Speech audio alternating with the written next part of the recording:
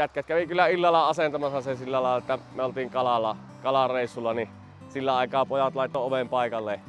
No niin, mä oon Timo Juntti Kiimingistä ja meillä on tässä autokorjaamo Junecar Oy. Me ollaan tultu tähän uuteen tilaan tuossa viime elokuussa ja meillä oli ongelma, kun taustalla näkyvä halli, niin ei meidän rakentama, vaan ostettiin valmis hallia. Sitten haluttiin yksi iso ovi, semmonen mikä toimii ja on lämmin.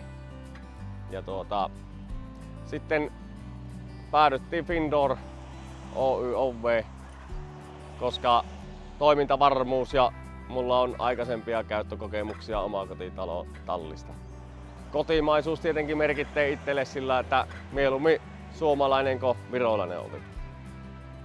No meillä oli pikkusen ongelmia, koska meillä oli nyt semmonen valmis halli, missä meillä oli yksi valmis nosto-ovi, mitä tietenkään budjettisyistä ei lähdetty vaihtamaan, koska se oli uusi. Tuli ongelmia kaukosäätimen kanssa, koska mulla oli 2 kaukosäintä piti olla käytössä.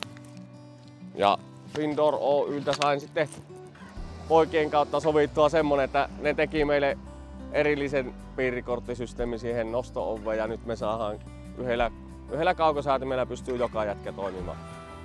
Eli kun autoasentajia ollaan, niin eihän me pystytä kantaa montaa mukaan.